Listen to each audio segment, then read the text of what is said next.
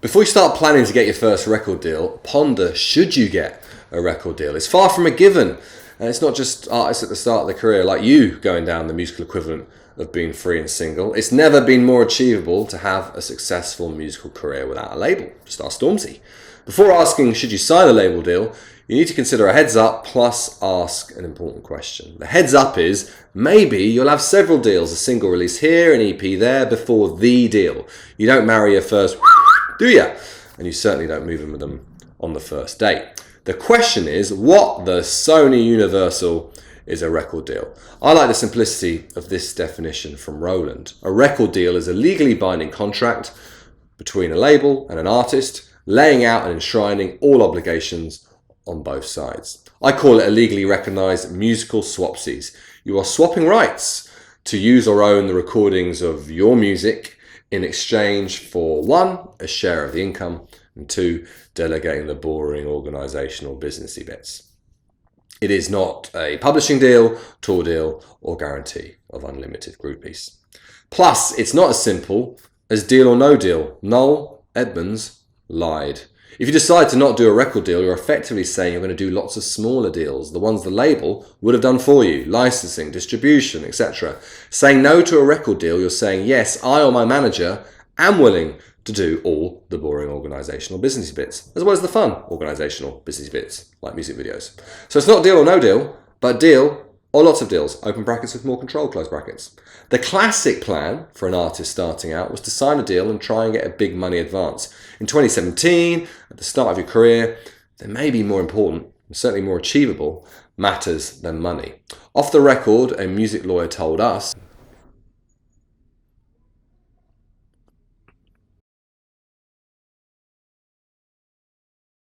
unless you've been offered a significant advance that makes it worth it, try and avoid signing exclusive label deals for numerous singles or albums, signing deals saying you can't work with any other labels.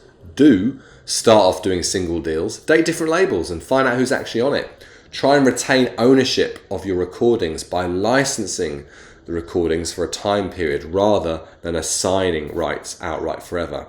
Maintain the right to work with bigger labels. If the opportunity comes along, like a Forest player would have the right to move to a club in the Prem, but not the Championship.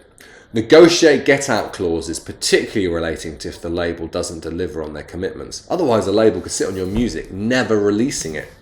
Get everything in writing as precisely as possible. Key difference between labels and managers is that a manager is nearly always appropriate eventually. You're unlikely to be selling out Rock City without a manager, but you could without a label. In video 2, we addressed the question about what stage in your career do you need a manager. With labels, that if appropriate in brackets is even more critical. A label may never be appropriate for you, or at least not the same one. Your future could be completely label free. It might feature loads of labels. With these words floating over my right shoulder, music lawyer legend Donald Passman nails it. From a label's point of view, the opposite is true. For a deal to make sense to them, you have to generate enough money to justify their investment in you. My summary question is there a label with whom you can partner to grow as an artist to a level where you are both better off and happier? As discussed in video 2, some crystal ball gazing is required, i.e. where you want to go as a musician. If you're dreaming of playing arenas, then your ambitions are ones a label will be interested in. The question for you will be, do you think they are best placed to get you there? If your dream is to play intimate venues across Europe, like the Maze or Bodega, an independent label might be interested, a major label, unlikely.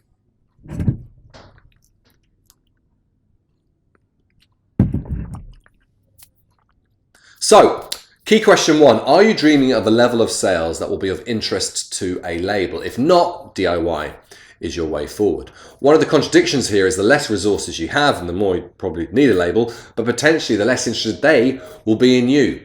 Time for some more wise words to float over my shoulder, this time courtesy of ex-Sony boss Nick Gatfield.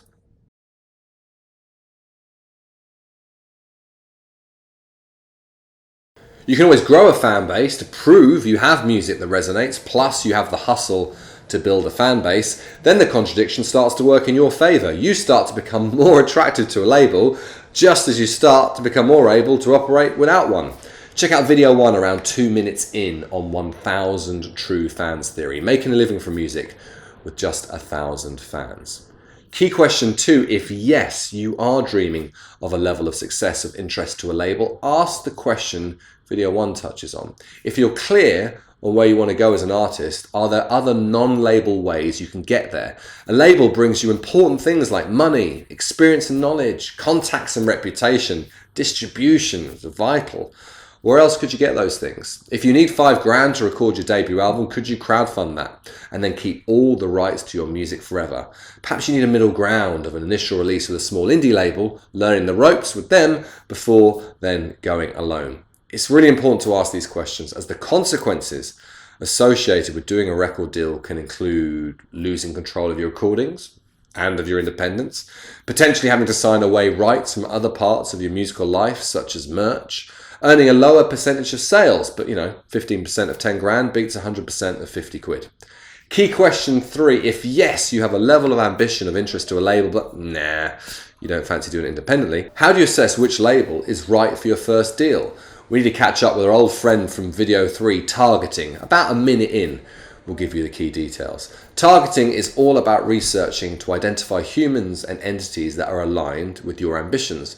The theory discussed in video 3 about how to get your music in front of the right DJs on the right stations is very similar to working out which labels are right for you. The next step is then to work out who the A&R is and how to get your music in front of their ears. Wrapping it up, getting your first deal conclusions. Protect your freedom. Stay non-exclusive as long as possible, particularly if there's no advance. Date the labels. Do one single deals to get a feel for how they work.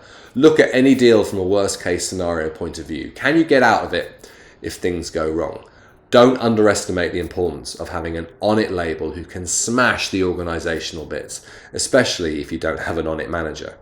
And remember, it really helps if you're fucking good. And don't sign anything without a lawyer.